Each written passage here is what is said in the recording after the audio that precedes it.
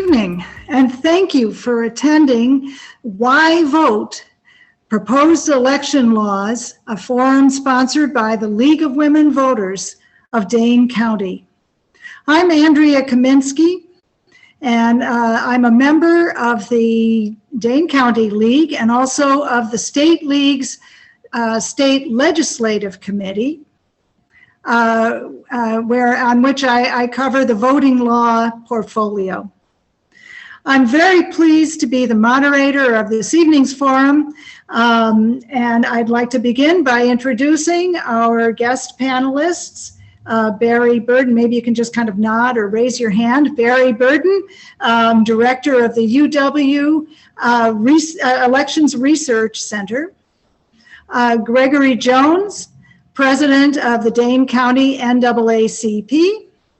And Barbara Beckert, Director of External Advocacy with Disability Rights Wisconsin. And thanks to our guest speakers for joining us this evening. And I'll be getting back to all of you and letting everybody know a little more about you in a few minutes. I also want to thank our program committee chair, Sue Jenick, and committee members, Lily Crane, Jill Jokala, and Janine Edwards. Also, Amanda Hingst, who helped with the resource materials for tonight's program, and Julia Gilden for providing technical assistance with the Zoom. This webinar is being recorded. You can get closed captioning if you wish by clicking on the closed caption or CC button in your Zoom controls on your screen. And now I'd like to introduce Sue Jenick, chair of our program committee, who has an important message about today. Sue? You're muted, Sue.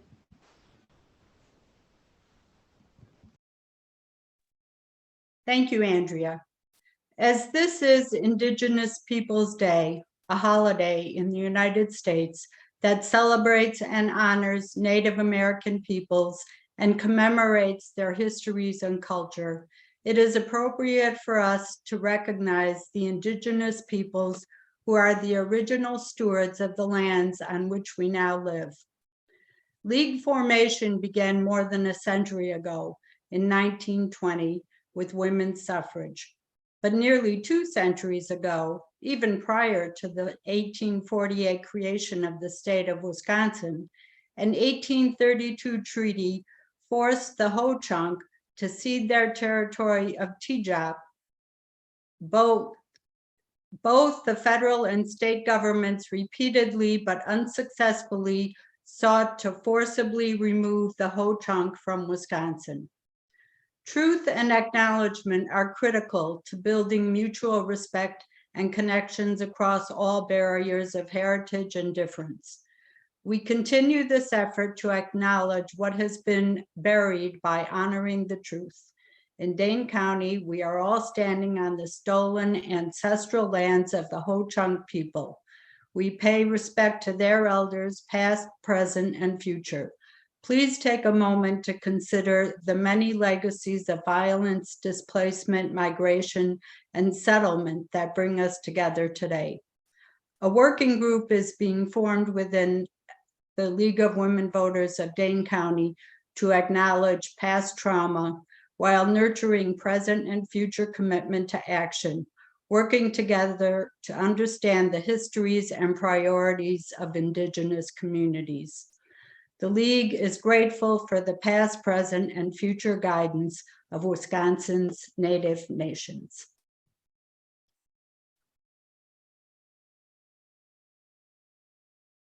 Thank you, Sue. And now I'd like to just give a little background about the League's positions and activities related to election law. The League of Women Voters is a nonpartisan organization. We never support or oppose any political party or political candidate, but we do take positions on issues after our members have studied them and come to consensus. And once we have that consensus on a position, we advocate for it in the State House, the Congress, and the local government as well. As an organization founded in 1920, as Sue said, by the suffragists following a 75-year struggle to gain the right to vote for women, the League of Women Voters holds a national position that voting is a fundamental citizen right which must be guaranteed. We believe that election laws should provide citizens with maximum opportunity for registration, voting at the polls, and absentee voting. We believe that election administration should be adequately funded and coordinated to achieve uniform statewide standards and verifiable results. In Wisconsin, the League's State Legislative Committee has long actively lobbied for laws or bills that promote fair and accessible elections, and against measures that make it harder to vote, especially if they would place an unfair, heavier burden on certain groups of voters than on others. In the resource materials for tonight's forum, you can find a summary of the bills that the League actively lobbied on in the last legislative session, which ended shortly earlier this year. These resource materials can be downloaded from the Dane County League's website at lwvdanecounty.org. That's lwvdanecounty.org.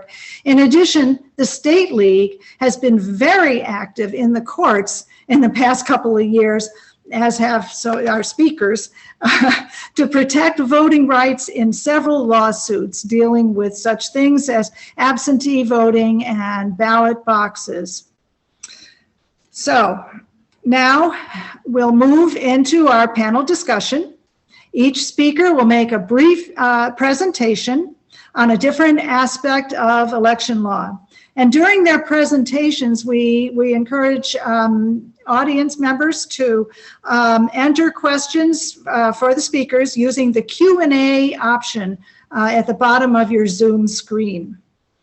There's also a chat option which you can use if you have a technical question about the Zoom meeting. After all three panelists have spoken, we'll address questions from the audience.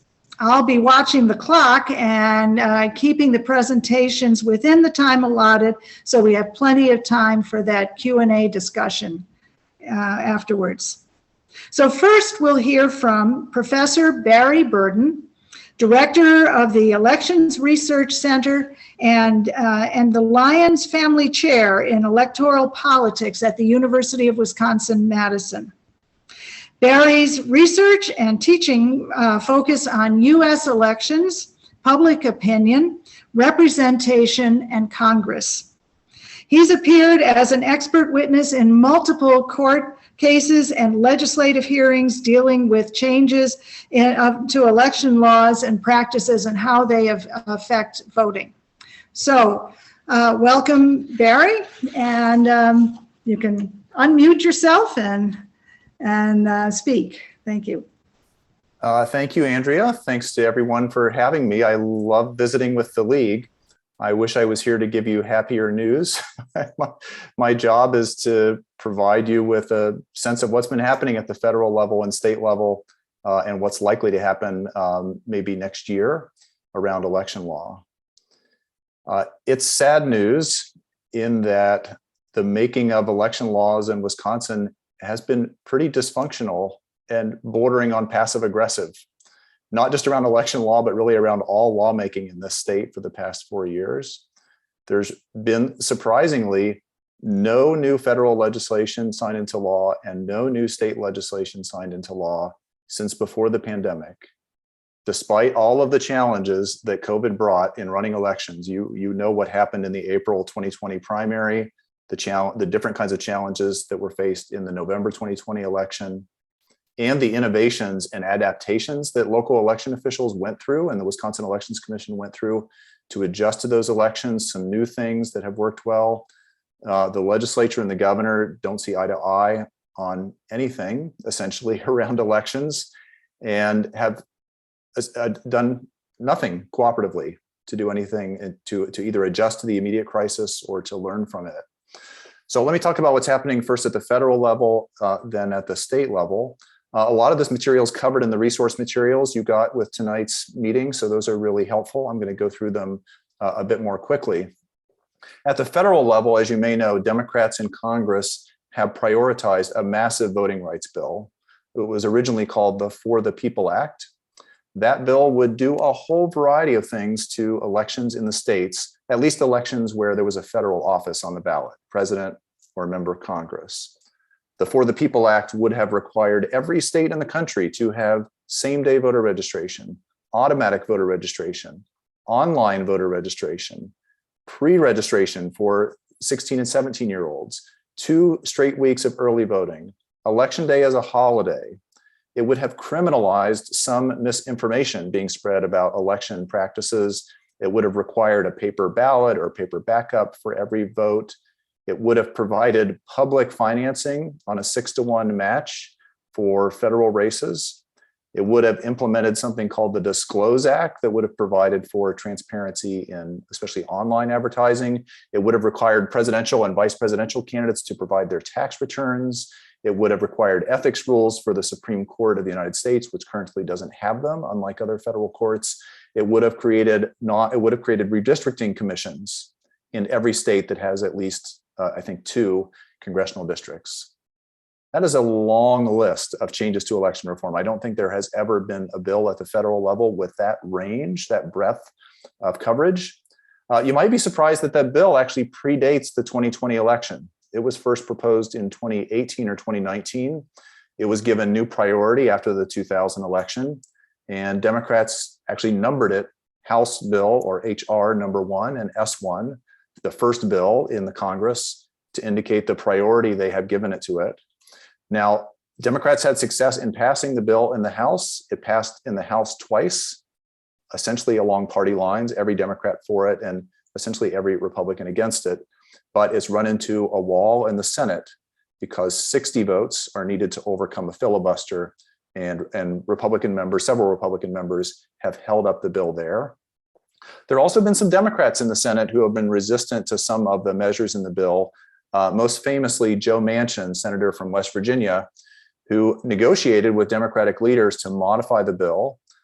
They did end up producing a compromise version that he approved of. It was renamed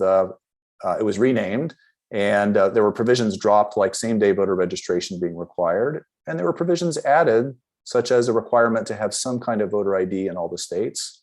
But that has not been enough to get past the 60-vote requirement in the Senate. There are some Democrats running for Senate this year, including Mandela Barnes here in Wisconsin, who have proposed eliminating the filibuster if they get to the Senate, at least on democracy-related issues. So that presumably would apply to the For the People Act. I think it's not really possible for the Democrats to get to 60 votes, but maybe they don't need 60 if ending the filibuster is something that essentially the whole caucus is willing to do and they retain their majority after the election. Also at the federal level, there's been some action from the US Supreme Court on the Voting Rights Act, not really related to the administrative elections, but relating to things like redistricting, a case that dealt with absentee voting in Arizona. So there's still activity to watch there. There's another bill Democrats have been championing in Congress, the John Lewis Voting Rights Act Advancement Act, which would update the formula for which states were covered, needing pre-clearance to change their election rules by the federal government. That formula was struck down almost 10 years ago in the federal case Shelby v. Holder. This bill would not affect Wisconsin. Wisconsin wouldn't be covered either way, but I think it's helpful to know about it. So a massive set of reforms at the federal level, essentially going nowhere and probably with not many prospects for moving even in a narrower form next year. Now, how about at the state level? State level policymaking has, I think, been more dysfunctional than federal policymaking over the past couple of years.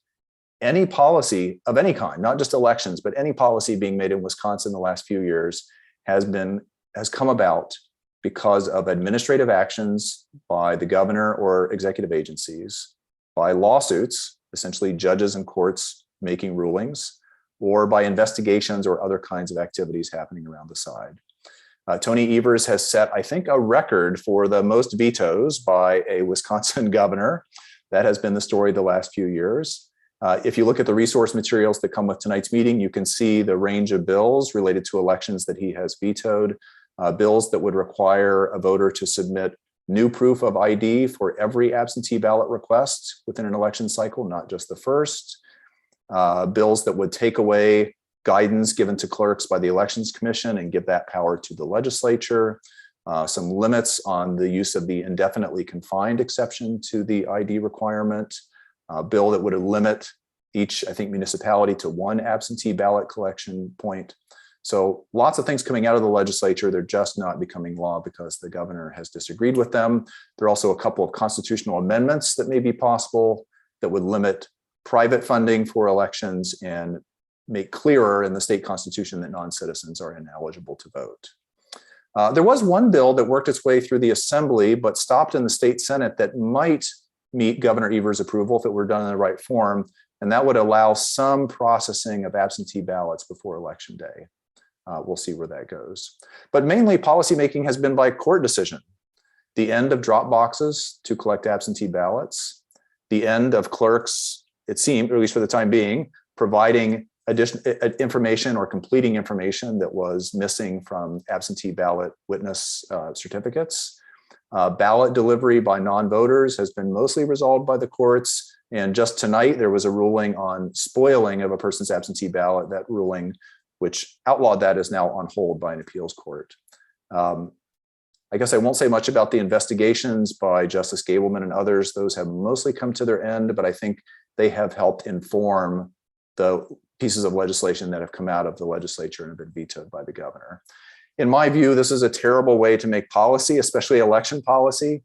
Rulings by courts and administrative action are not the way to produce consensus. They are not the way to build confidence in the election system, which is sometimes their purported purpose. And they create a lot of uncertainty for voters. You'll remember our history after the 2011 voter ID law was implemented. There were lawsuits back and forth for about 5 years till that finally went into effect. And it produced a lot of confusion for voters who simply didn't know what the law was. Voters who did have the right ID sometimes didn't think they did. Others who didn't have it thought they did. The number of appeals and routes for litigants, I think, is just complicated. It's difficult for me to watch, and it's my job. It's more than we can expect the average voter to do. It also creates a kind of jerky policy that jumps back and forth as judges get involved, and that incentivizes activist groups to file lawsuits in courts where they think they're going to get the most favorable hearing. So it just is not the kind of policymaking we would like. Unfortunately, the Wisconsin Elections Commission is not in a good place to respond to things coming out of courts or the executive branch because they are almost always, it seems, deadlocked in a 3-3 stalemate between the 3 Democratic commissioners and the 3 Republican commissioners. Just this afternoon, they deadlocked on the latest action from the commission, which was about issuing guidance on election observers, something they were going to put on the website. The 3 Dems and the 3 Republicans couldn't agree on that. So it's essentially a failure of governing around a really central issue. So I'm quite worried about 2022. As you know, elections themselves are an issue in the elections. There's certainly other things on voters' minds. Voters are worried about inflation and the abortion ruling from the Supreme Court and crime, but elections or protection of democracy is in the top 3 or 4 issues in most surveys. There are a number of changes in election law that could be coming next year. That will depend very much on what happens in the governor's race and the Secretary of State's race. The legislative majority that Republicans hold, I think, is not really in doubt. If Tim Michels were elected governor, it seems likely that all of the vetoed bills that I've mentioned, all of the election bills that Governor Evers sent back, would come up very quickly, and Michels would sign most of them or all of them into law. Michels has said that he would call a special session on his first day in office to deal just with election issues. So those bills would probably be fast-tracked. There might also be additional bills coming that we have not seen to address the Wisconsin Elections Commission. Tim Michaels, some other Republican leaders have expressed their discontent with the commission, much like the discontent they expressed with the Government Accountability Board that preceded it. If there is a Republican Secretary of State elected, you might see a move to bring the Secretary of State into election administration in some way. I don't know exactly what the range of policy options would be there. It could be anything from completely dismantling the Elections Commission to modifying the number of commissioners, removing some of its powers, or something else. There is a very remote possibility that Evers wins re-election, but Republicans actually win enough more seats in the legislature that they have a supermajority that allows them to override Evers' vetoes. I think that's unlikely, but it's possible. But unless that happens and Evers stays in office and Republicans hold a majority that's something less than that, I think we're likely to see continued stalemate, continued administrative action, and continued lawsuits.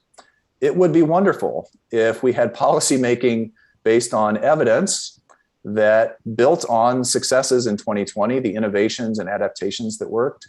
We're seeing that in many other states where states are permanently changing their laws to reflect things that worked well in 2020.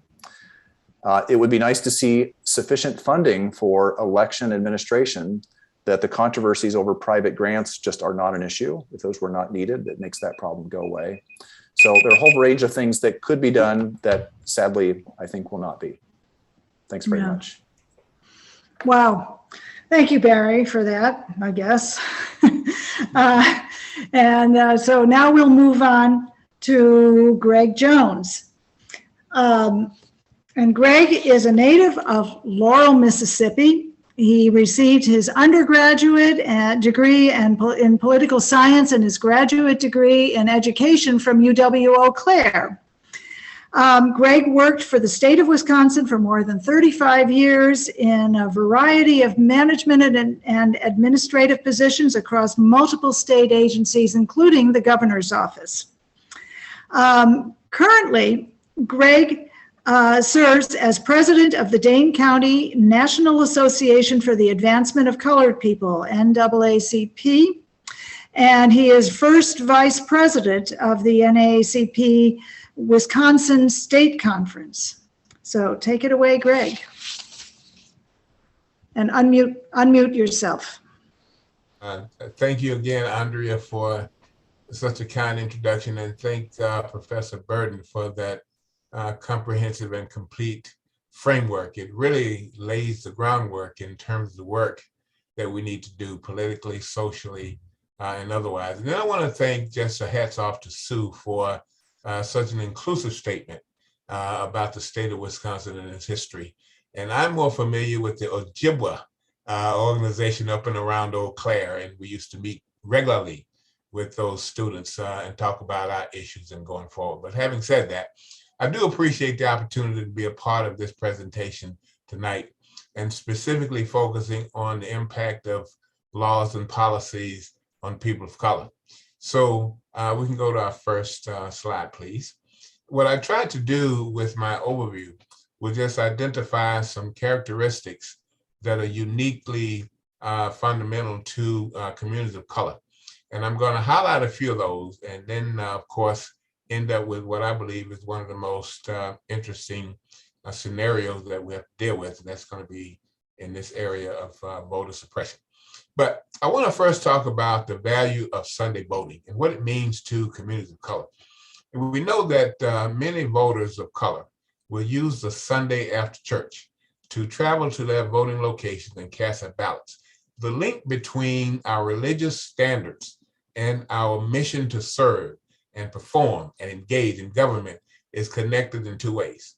One connection is that it's historical, that we all fought for the right to vote, and when we got it, our grandparents led us to those voting places and told us, young folk, every time you have an opportunity to vote, vote. They put on their Sunday go-to-meeting clothes, walk to those voting places, polling places, and cast their ballots. We know today that Sunday voters do not seamlessly move to another day. There's been some talk about eliminating opportunities to vote on Sunday and just have people go on other days. So keep in mind that when Sunday voting was outlawed in Florida in 2012, the Black voters who turned out dropped significantly. We know that Sunday voting as an option or opposed to the polls type programs are uniquely contributing to Black voter turnout across the country. Next slide, please. And the second thing I want to identify as a variable that really affects turnout, and also some of the ideas we think are important, the polling places. The polling place is a critical point of access for people to cast their votes. It means a whole lot for us. We need to know where they are, when they're open, how to get there, and so forth. But in 2020, one of the issues that affected Black voter turnout by way of the polling place issue was the closure of polling places in the city of Milwaukee. In that city, in that year, the number of polling places dropped from 182 to just over 5 or 6. There's been different numbers, sometimes 5, sometimes 6, but the point being, that was a resource allocation issue in part. It also could have been connected to some fundamental attitude issues in Milwaukee. I can't say that for sure, but I can say this, that we need options and opportunities for different ways to access the polling locations. One is drop boxes, a fundamental right, I believe, was no longer made available. There are options. One of the things that we need to be mindful of is a polling place is a gathering point. We can institute health-related matters outside of having people gather in polling places to present and drop off their ballots. We need to be much more mindful. And from some of the discussions I heard in the legislature, I didn't attend them, there was a whole lot of talk about how the polling places were going to be either a restrictive access point or an unrestricted access point. Next point, next slide, please. And then the third area here that I think is a fundamental issue that affects voter turnout, communities of color, is the vote by mail option. I just want to read a couple of these and then make a few statements. 49 states introduced bills and 14 enacted laws making it harder to vote by mail. If voting by mail is a key ingredient to access, to exercising our democratic rights and principles, it needs to be made fundamental. And this is one of the things I think you heard Professor Burton speak about. How do we put practices in place, policies in place that make voting easier? Thousands and thousands of people can cast their votes by mail. I just want to highlight the mail-in ballots who depend, and for me, the issue of mail-in ballots support the needs of a lot of different people, particularly those people who are dependent on public transportation, don't have the opportunity and options and resources to garner rides to and from the polls. It also affects those people who are confined by COVID. This option ought to be front and center in Wisconsin's promotion of access to voting. But as we heard earlier, we may not be at that point yet. And then lastly, next slide, please. As we talk about some of the issues before we talk about calls to action and so forth, is gerrymandering. Now, I want to make sure that I drive this point home about the impact of gerrymandering on a person of color's opportunity and options to cast their ballot and elect the candidates of their choice. First of all, gerrymandering limits minorities' voting power, even though the census data shows differently. Now, I want to focus a little bit on Milwaukee here. Milwaukee is a majority minority and nearly 40% Black, but we only have one majority minority district. If you recall the debate this year in terms of redistricting, the maps that were put forth by the state, by the governor, by the commissions, the maps that were chosen by the legislature, sent to our U.S. Supreme Court, sent back to our state court. We went through all of those gyrations only to come up with very little change. But the point that I want to make is this. The maps submitted by Evers would increase the number to 7 districts instead of 6. But we ended up with 5. I look at this issue of gerrymandering saying this is one of the most fundamental, systematic restraints to people of color exercising their vote. What I'm doing right now is really in touch with the Milwaukee community, particularly the Milwaukee NAACP, to figure out what happened to those voters who are in that district that no longer exists, that was once a minority Black district. We need to be much more mindful of this. And as long as we have legislators involved in this process, we may not get to the point where we have open and clear opportunities to draw maps fair and favorable to all. Next slide, please. So I want to end up with a couple of statements on some very high-level thoughts in terms of voter turnout.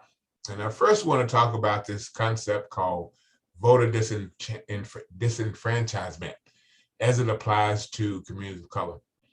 Well, first of all, it's nothing new.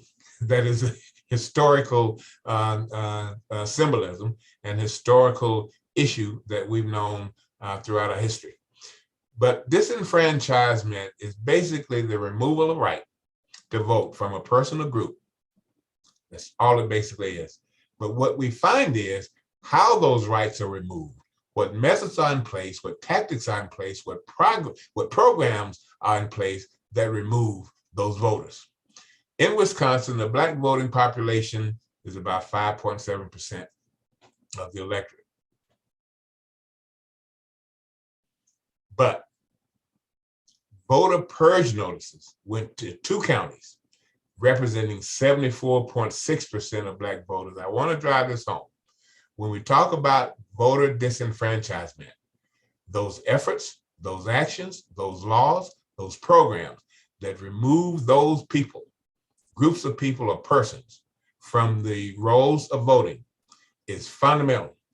This is a practice that's going on right now in Wisconsin. It continues to go on.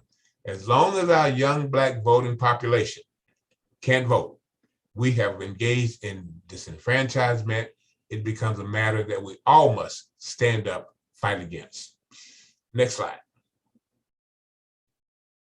And suppression. Just want to end up with this note.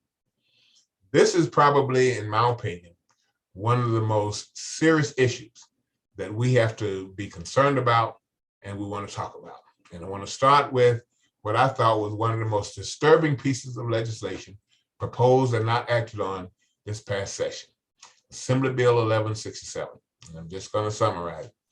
That bill was put forth, and it was going to determine whether an applicant for a driver's license, oh, and I can't see everything, is registered to vote. That's one thing. Secondly, if the applicant is not registered to vote, provide the applicant, the voter, with the voter information, registration forms, and so forth.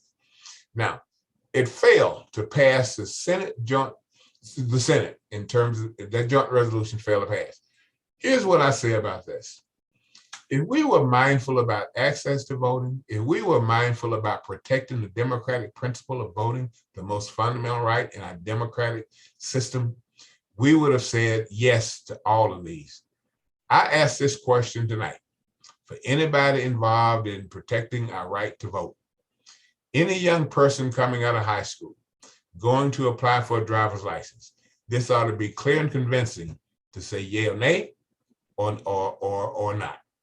For us to sit in Wisconsin and not fight this fight for our own up and coming citizens is, in my opinion, not serving the next generation.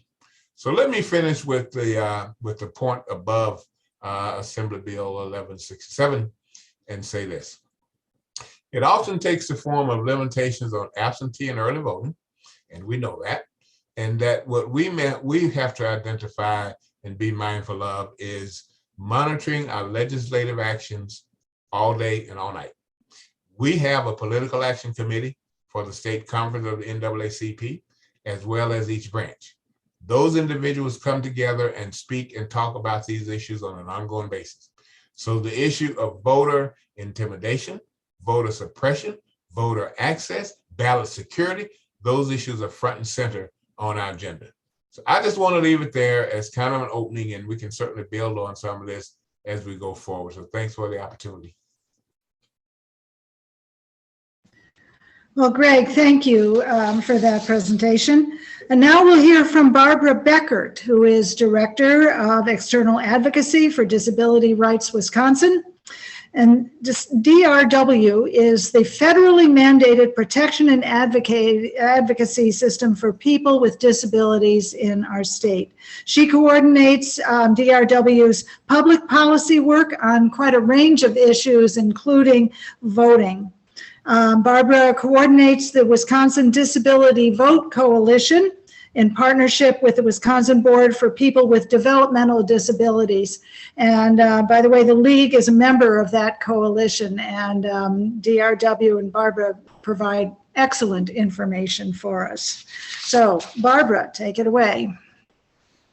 Great. Thank you so much, Andrea, and thank you to my fellow panelists. It's a pleasure to have this conversation together tonight, although as Barry pointed out, it's a much less optimistic conversation than we would like to have. Next slide, please. As Andrea pointed out, we're the federally mandated protection and advocacy system for Wisconsin. And because voting is such an important civil right and people with disabilities historically have experienced discrimination and been marginalized, it's actually part of the Help America Vote Act that protection and advocacy agencies like DRW have a role in protecting the voting rights of people with disabilities. We have a hotline, we do a lot of training, and we do a lot of coalition work, including with the League, who's a tremendous partner. Next screen. So part of that work is the Disability Vote Coalition, and part of our role is to elevate the voices of people with disabilities who are impacted by the restrictive policies that we'll talk about tonight. And I think that's the most powerful, to hear directly from the people who are impacted by these restrictive policies that are suppressing their civil right, the right of participating in our democracy and casting a ballot. Next slide. So I wanted to talk just briefly to give some context about the disability vote. Sometimes people think of the disability vote, they think of the universal symbol of disability, someone in a wheelchair, and that's part of it, but it's much broader than that. The disability vote is a very diverse group of voters, people with sensory disabilities, intellectual disabilities, physical disabilities, mental health, complex medical needs, chronic health conditions, blind and low vision individuals, and each of them may experience different barriers. People wonder, how many people does this impact? Well, quite a few actually. The American Association for People with Disabilities estimates 23% of voters who participated in the November 2020 election had some type of disability. The CDC estimates 26% of adults have some type of disabling condition. So we're talking about a lot of people who may be affected by this. They might not think of themselves as a person with a disability. I especially see that with older adults. They may have mobility problems, they may have lost vision and hearing, but they don't think of themselves as a person with a disability. But we are fighting for their rights and their access to the voting process as well. So this is a group that's historically underrepresented at the polls. Rutgers University does a lot of research on this, and they talk about the disability gap. That's a gap that we're trying to close, and it's been challenging to make progress at this time in Wisconsin. Next slide. So I wanted to go through first some of the barriers that people in the disability community have experienced historically.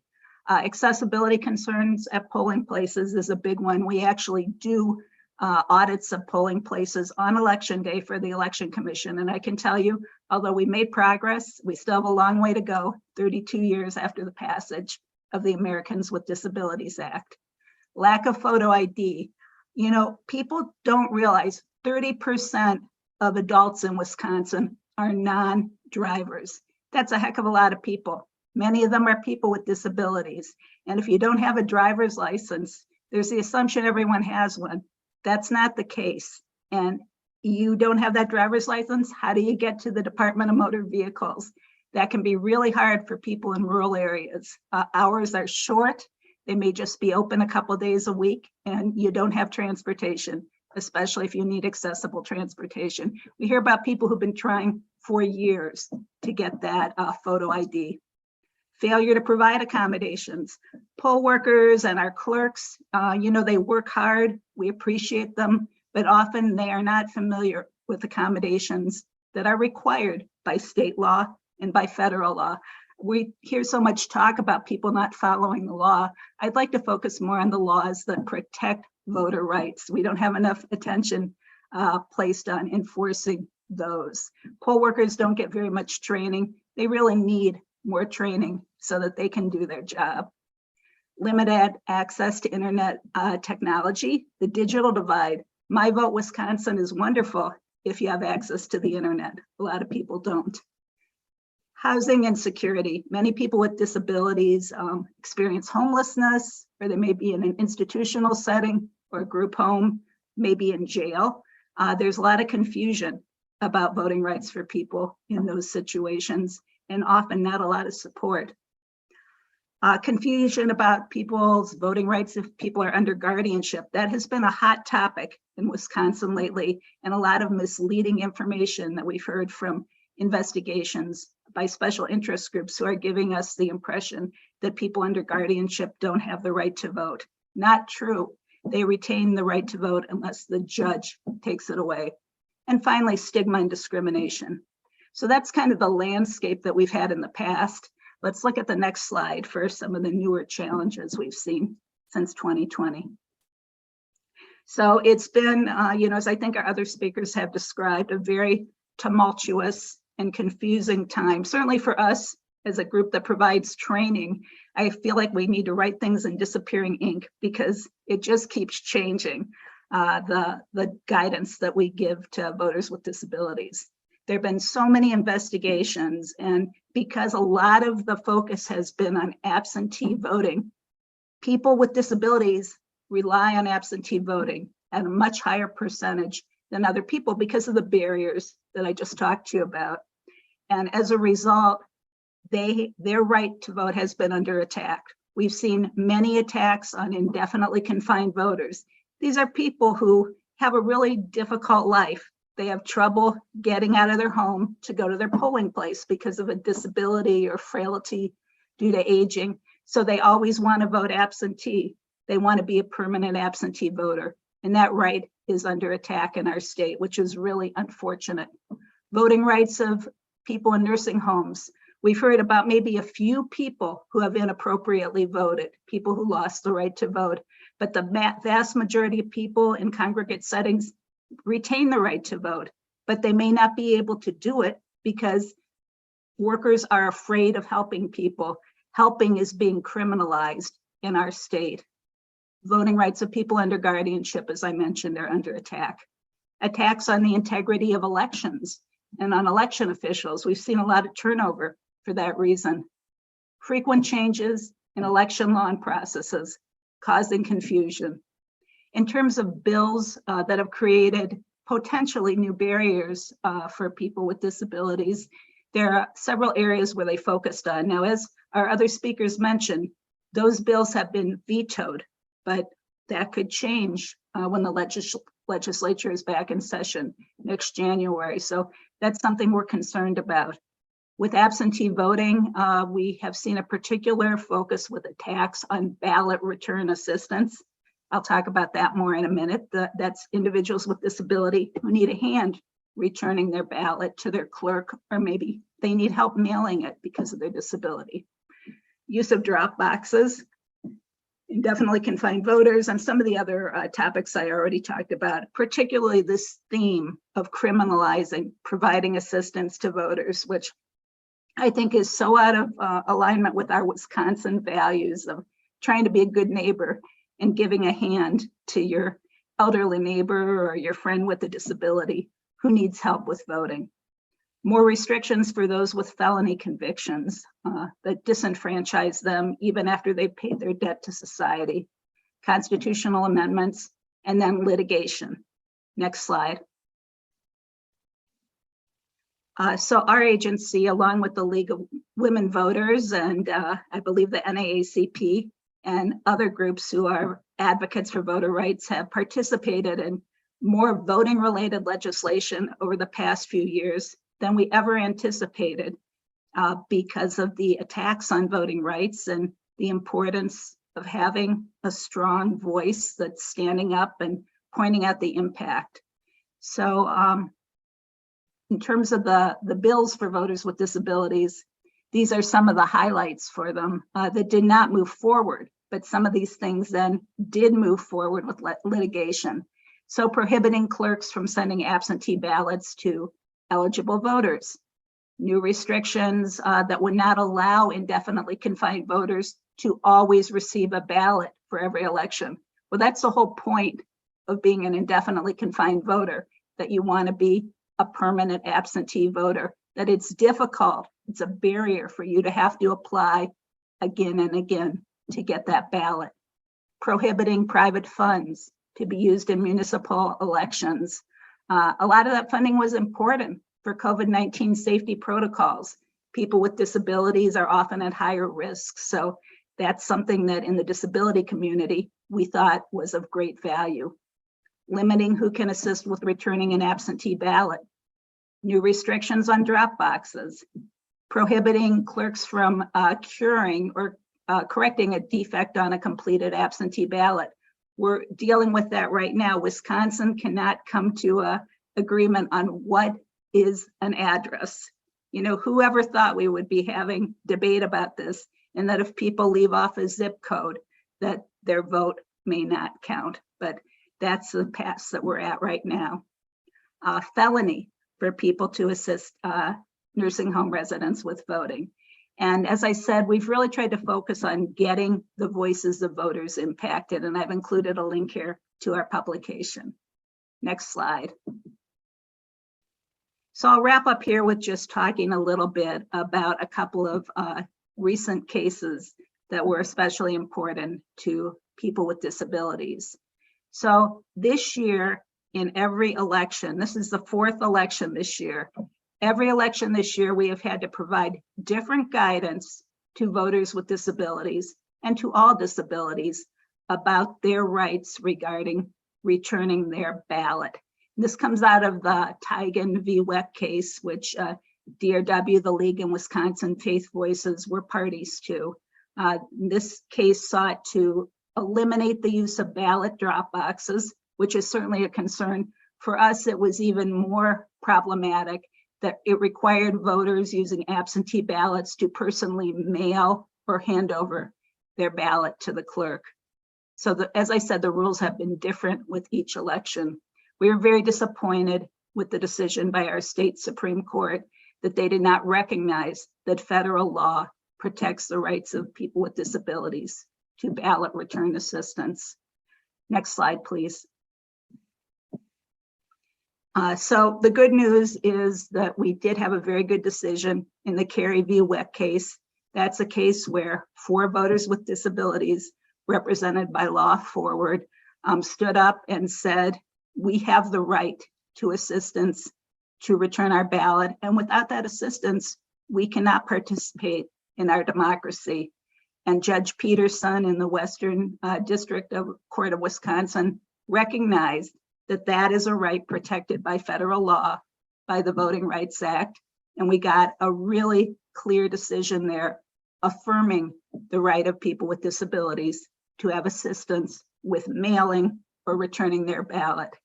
Now, in terms of how that will be operationalized, guidance has gone out from the Election Commission to our 1,852 clerks. In the past, we have seen a lot of variation around the state. So at this point, we're waiting anxiously to see if there actually will be a uniform process across the state that respects the rights of voters with disabilities to have that assistance as guaranteed under federal law. So we invite you, if you hear of variations, please keep us posted so that we can respond and ensure that people with disabilities are able to cast that ballot and get the assistance that they are entitled to. Thank you. All right, Barbara, thank you so much. I tell you, the rights for people with disabilities, that's really seems to be at the forefront of all of this. Now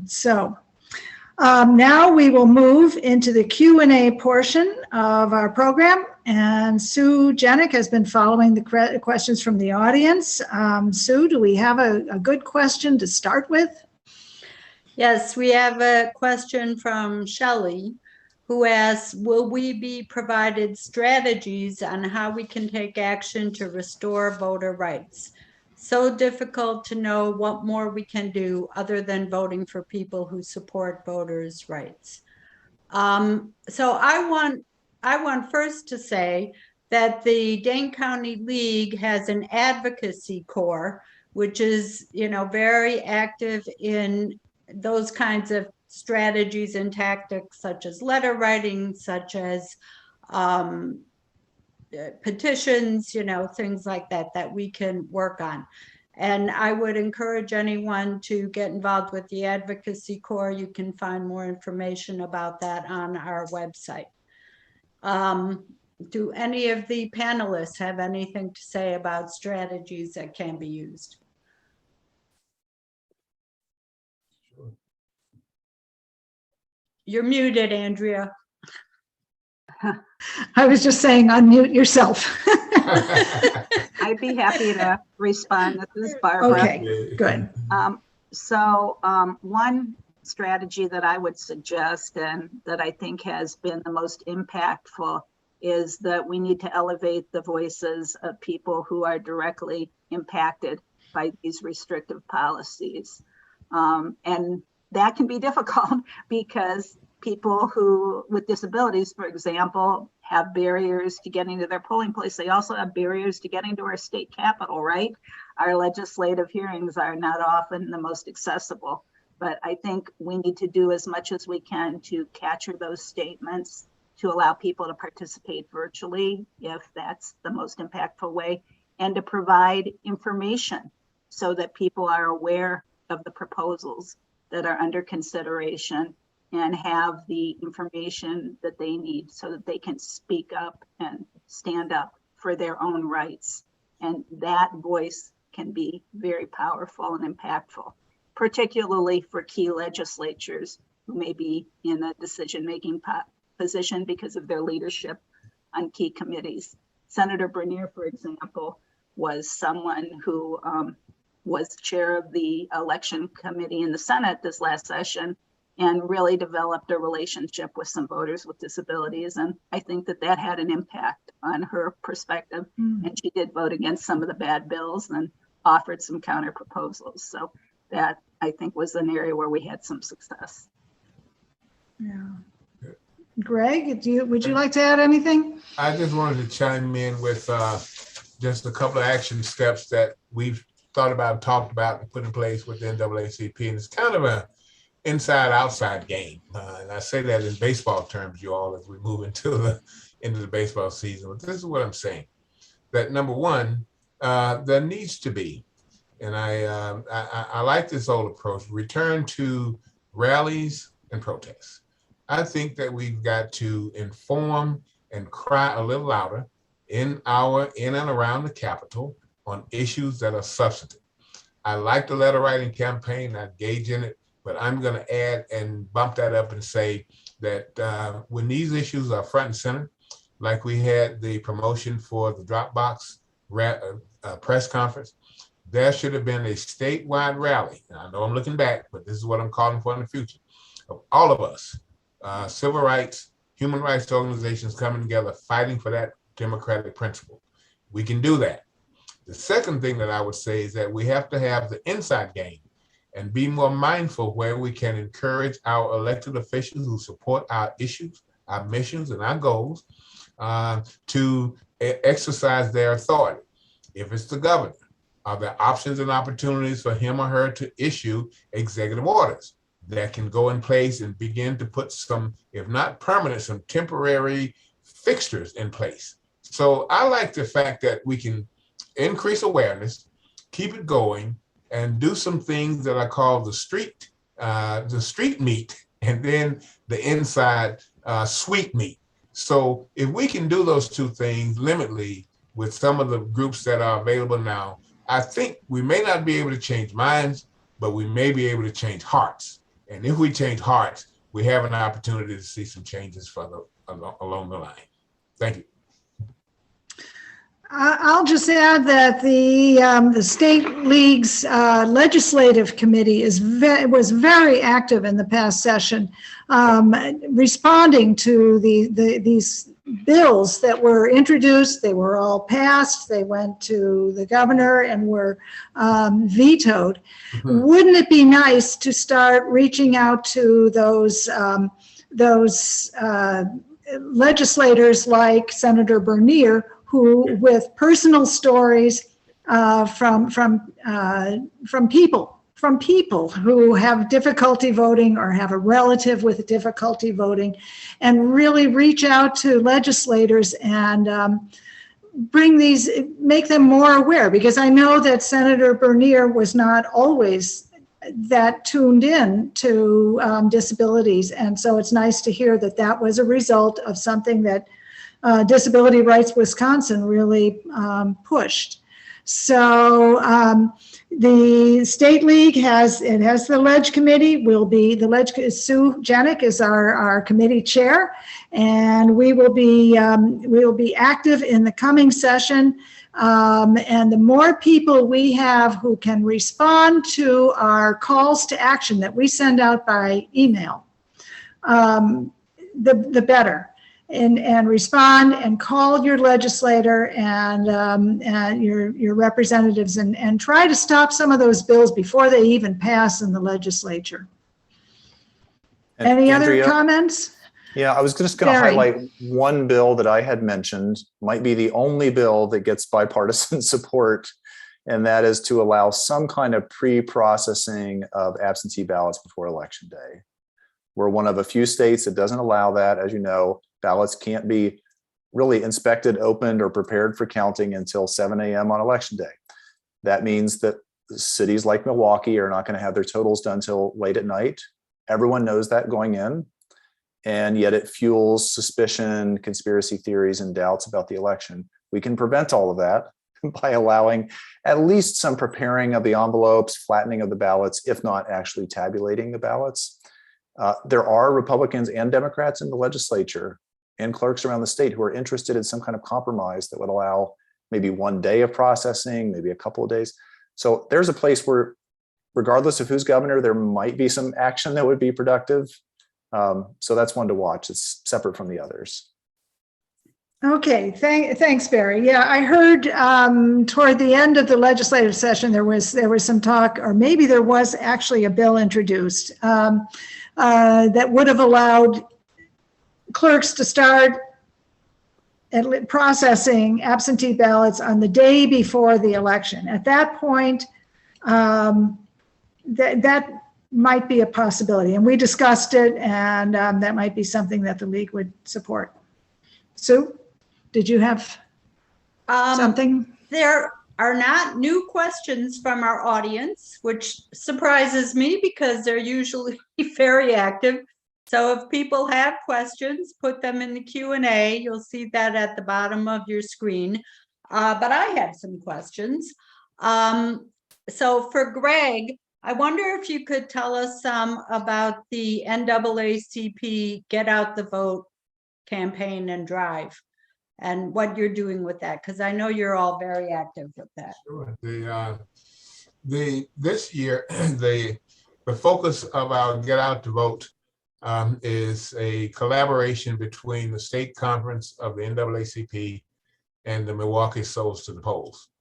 The state conference NAACP includes 7 units or 7 branches: Kenosha, Racine, Milwaukee, Ozaukee on the east side of the state. On the west side of the state, you've got Dane, which is us here in Madison, and Beloit and then Waukesha, which is also on the east side.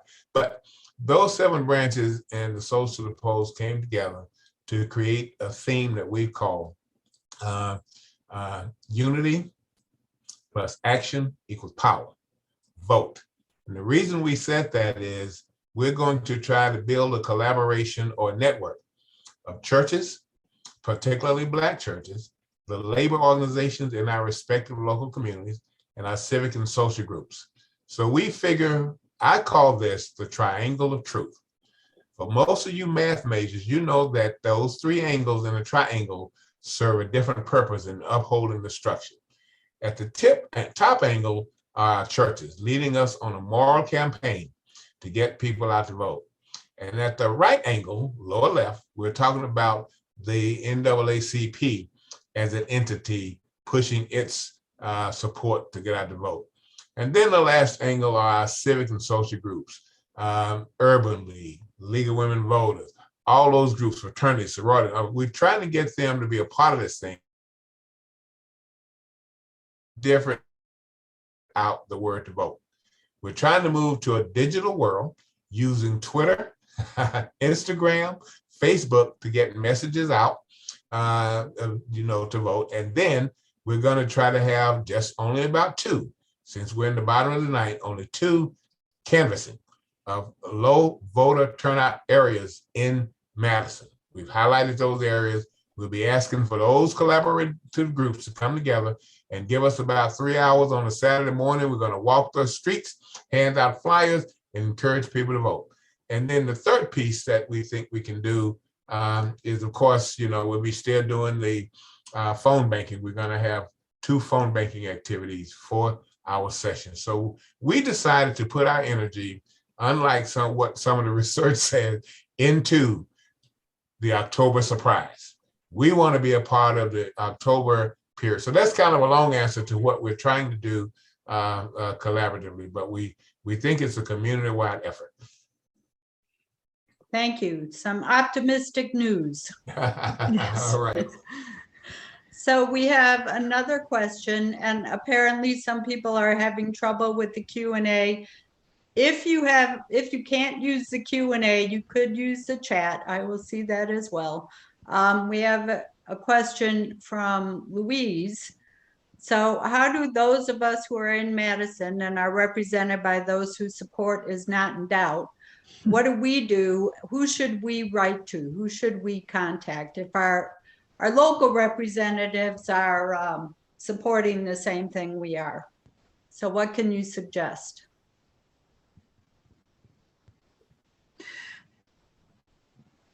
This is, I think that even our local representatives benefit from hearing those personal stories.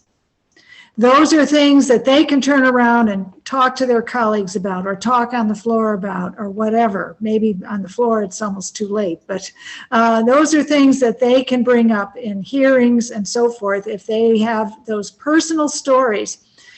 I remember when I was working in the state office and the voter ID law went into effect. As soon as the turn of the year came, it was the first week of January, we suddenly got a lot of calls from people all over the state, people in their 50s, 60s, but they had older parents who have been voting all their lives, who suddenly weren't going to be able to comply with the voter ID law. Those stories are worth a lot, I think, and they help people to, they help lawmakers who think a lot about policy but not so much about people to see the effects of what they do. Any other thoughts from the panel? I thought Barbara had something. I'm muted. I wanted to agree, Andrea, with the suggestions you made. I think that people should not take their elected officials for granted, even if you think, well, they'll vote the right way. I think you can still be a resource for them. Particularly, you should look and see who is on the key committees that are going to be playing a role. And that's not only the election committee, it could be the legislative audit committee, or it could be the constitutional law committee. I mean, it depends what committees we have, because that seems to be sort of an ever-changing thing, particularly in the assembly.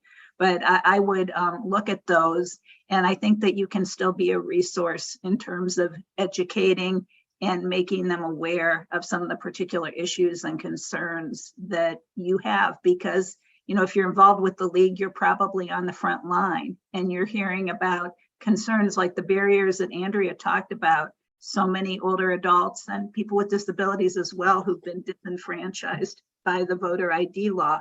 I think that that is not something our policymakers are aware of, and they need to be. And we shouldn't just accept the status quo. We could be doing some innovative things that many other states are using to ensure that more people can participate, even if they don't have a driver's license or a state ID for voting. We shouldn't just accept that people are disenfranchised if they don't have those documents. I think this is a really good question for us to think on two levels, at least two levels. So let me just throw out what I'm thinking. First of all, I'm of a mind that some of the issues, many of the issues we've talked about today, many of the barriers we've talked about today fall on Dane County residents and not just Madison.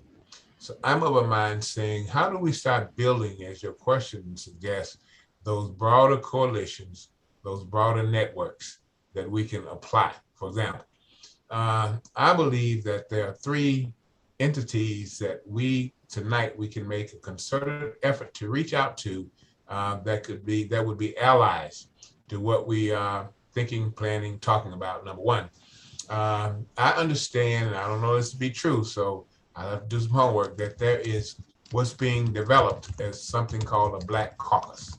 These are elected officials at the city of Madison, Dane County, as well as the state. So they're looking at how do we build, how do we first of all connect with this organization?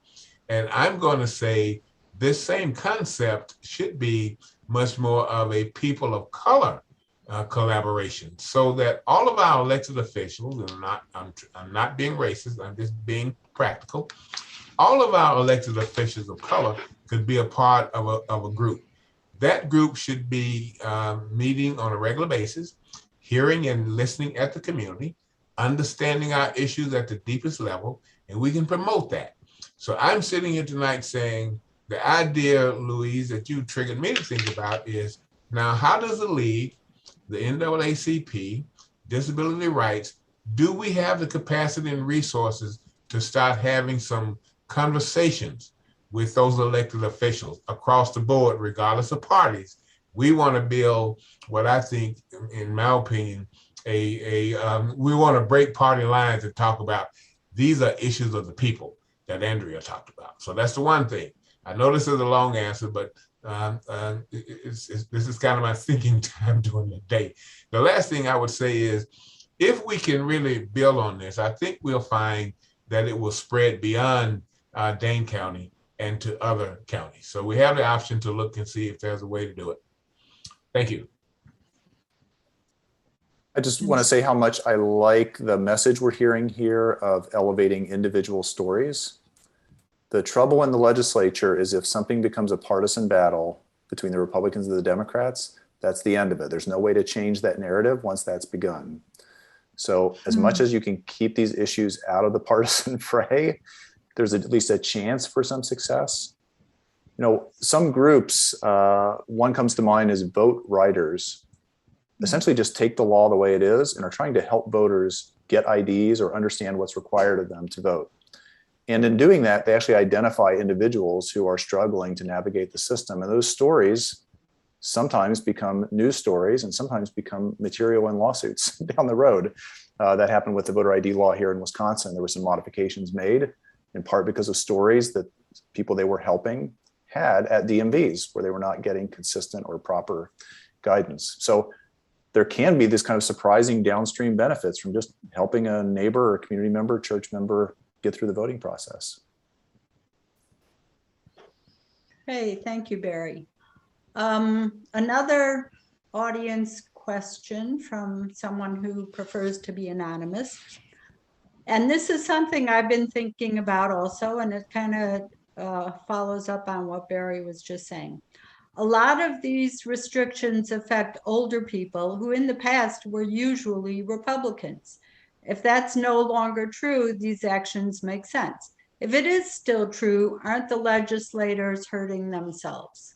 And my question is kind of, you know, if that's true, what is their motivation for pushing these bills to restrict people who are in indefinitely confined or in facilities. Maybe, yeah, Barry, go ahead. Yeah, I just want to think about this in terms of drop boxes, which has been one of the hot issues last year or so. Drop boxes are used in big urban areas like Madison and Milwaukee. It makes sense. We have a lot of people who don't have automobiles who are walking or riding bikes. But they're also really helpful in rural communities with older voters who have long distances to travel, and where the clerk is often a part-timer. 2/3 of our statewide clerks are part-time. In these small towns, they often don't have offices, don't have staff, sometimes don't have email or an office phone. They cannot be providing all the services that their voters would like. A drop box is a really easy way to just automate it and let their voters have a place to securely leave their ballot and not worry about the mail delivery system losing it, misdelivering it, or not getting it there on time. So that to me feels like an issue that has become partisan, but doesn't clearly benefit a party. So I think the strategies that the legislators have in mind are not quite right. But it's really hard once the partisan battle begins to unravel that. And it's probably only with maybe passage of time and some stories and hearing from some clerks in some of these rural communities with older voters, where there are more disabilities, where there are travel challenges and not full service clerks, that maybe there'll be some awareness of these practices really being helpful in those places. Barbara, do you have any insight into the motivation for some of those laws that really would affect a lot of older voters? Yeah, I think the point that the person asking the question was making is, a good one, and it does perplex me. I mean, we all hope to become old someday, right? So I think we all have a vested interest in ensuring that we have policies that allow people who, because of disability or frailties related to aging, have the accommodations that they need to vote. And the indefinitely confined voter provision is a very important one, as is the ability to vote if you live in a nursing home or care facility. And our policies right now for nursing home voting are extremely restrictive. I would like to see, instead of data about the handful of people who allegedly voted after they lost the right to vote, about the very significant number of people who live in facilities who have the right to vote, but are not able to do so because we have made it so difficult for them. I've had provided a lot of support for a young woman who lives in a nursing home in Brown County, and she's in her 30s. I mean, not all nursing home voters are elderly. And what she has gone through in her efforts to vote, you could write a book about it. In fact, the New Yorker did. They profiled her and shared her story. And she is very tenacious and determined to vote. And it has been so difficult. And that is not acceptable. So I hope that maybe in the future we can, as Barry said, I think hearing stories is impactful. It's hard to reach people who live in nursing homes and to gather those stories, particularly in COVID times. And COVID is not over yet. It's been difficult to get those stories. And so that's why I think groups like ours and others that advocate for those individuals need to do everything we can to try and ensure that their voice is heard and that their right to vote is honored. And I think that under the Federal Voting Rights Act, they have the right to have assistance from a person of their choice to assist them with voting. But Wisconsin laws don't align with that. They are far more restrictive. I could go on and on, so I'll stop there. But I would say that there are some opportunities, and if people are interested in more conversation about how we can elevate the need to take a look at that policy, welcome the chance for dialogue.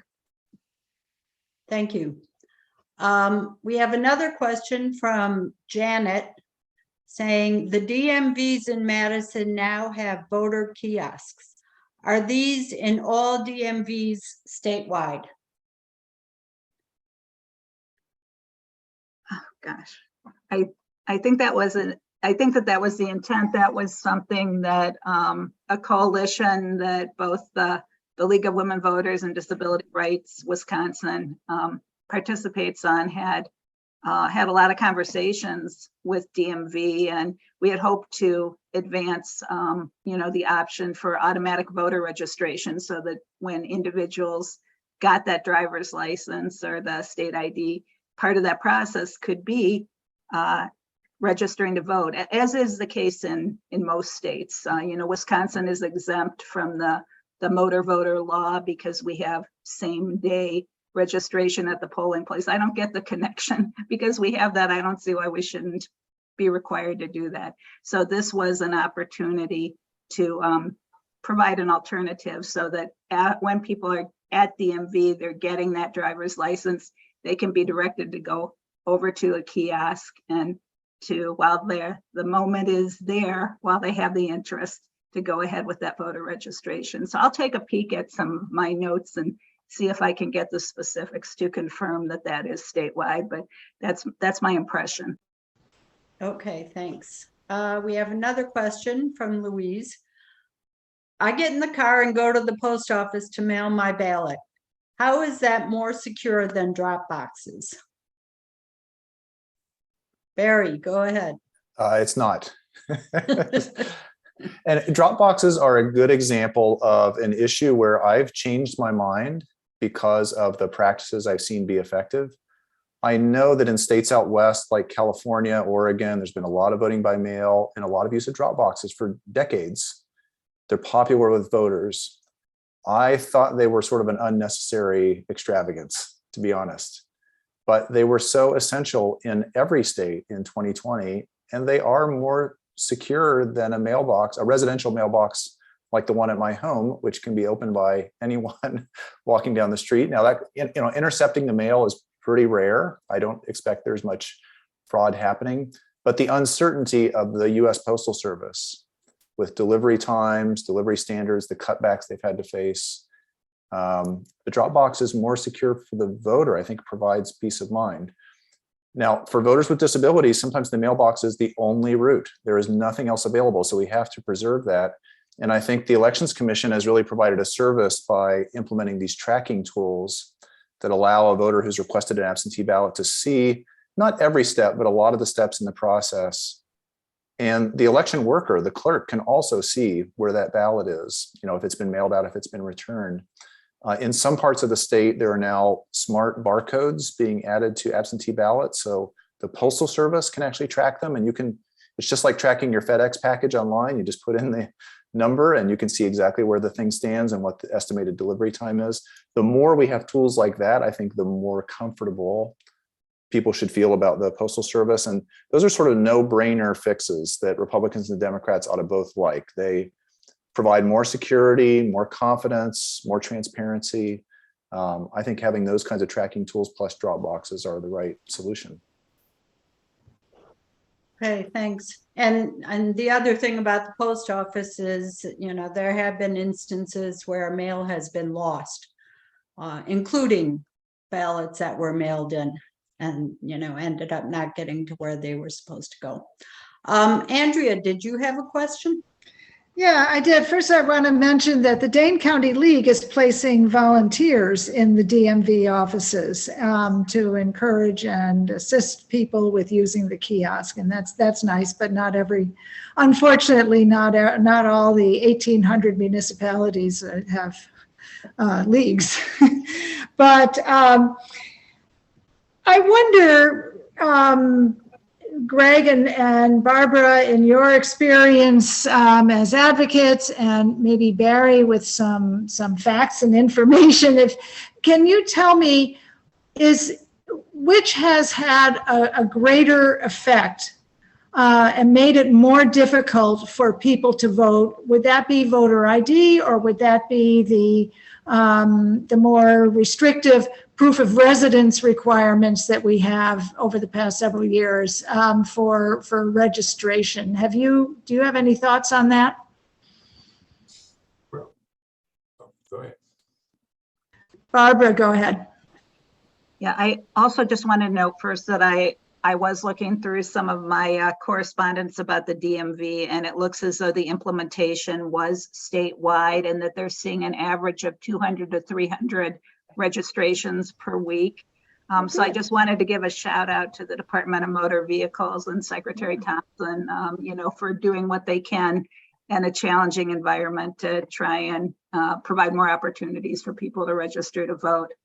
In terms of the question you asked, my own experience has been that the access to photo ID, that is definitely the more challenging issue. We hear from people, they've been trying for years to get a photo ID. It's difficult for them to leave their home because of disability. They may not have the documents that they need, and people aren't necessarily aware that they might have the option of voting as an indefinitely confined voter. So there definitely are a lot of people with disabilities who are disenfranchised because of this.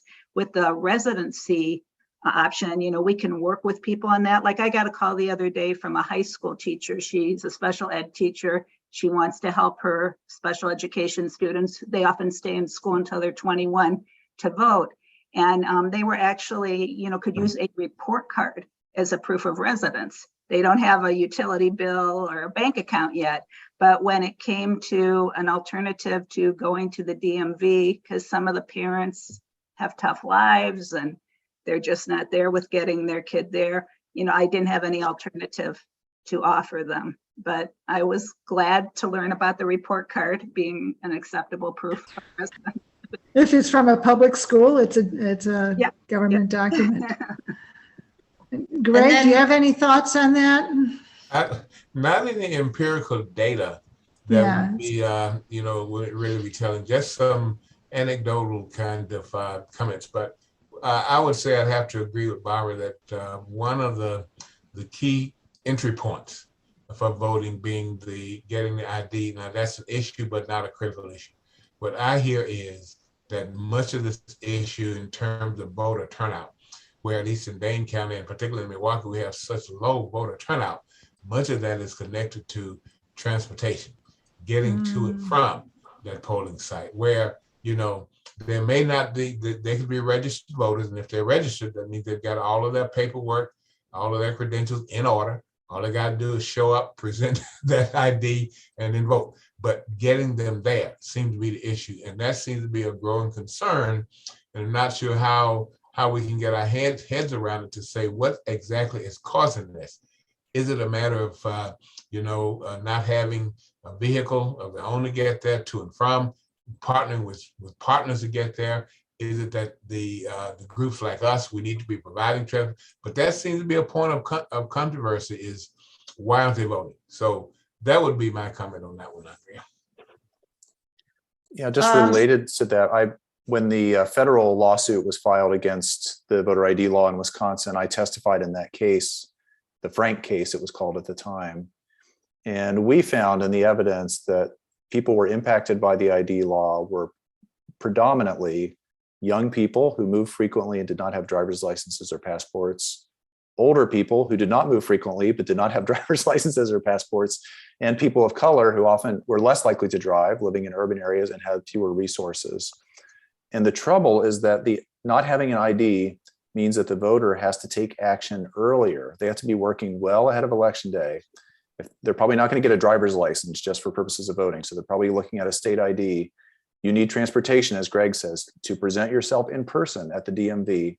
Some counties have one DMV for the entire county. It's not open every day. In some cases, it's not open for multiple days. I think Sauk County famously was open one Wednesday a month or something like that. So the long distances, the automobile that's absolutely necessary, you can't take a bus to the Sauk City location, and all the documents that are required. If you arrive at the DMV and don't have every document, it's a waste of time and you've got to repeat that process. That's really inhibiting. It's not for many people, but it's these pockets of the population who are really affected. Well, thank you. Thank you all. As we all can see, there are, we're facing some serious threats to voting rights in Wisconsin and beyond. Advocacy organizations like the League and NAACP and disability rights are working to keep our elections clean and fair, while academic groups like the UW Elections Research Center provide valuable, reliable information, which we advocates use in our work. So thank you again to all of our guest speakers for the insights and expertise you've shared with us this evening. We remind everyone who's listening this evening to vote in the November 8th election. The League's Candidates Answers voter guide is on our website, on the Dane County League's website at, oh dear, I can't find my phone, at lwvdanecounty.org, lwvdanecounty.org. We also thank everybody who has responded to the State League's action alerts on legislative matters in the past by contacting their representatives. If you haven't received any of the action alerts in your email, we encourage you to sign up. Go to the State League website, which is lwvwi.org. And look on the left menu, there's a sign up for news and alerts link that you can click on, and then you'll start receiving those when the legislature goes back into session. Finally, we have a few announcements from the Dane County League, and Julia, if you could show those slides, thank you. Our forum this evening will be the topic of our upcoming small group discussion units, which are listed on this slide and on our website.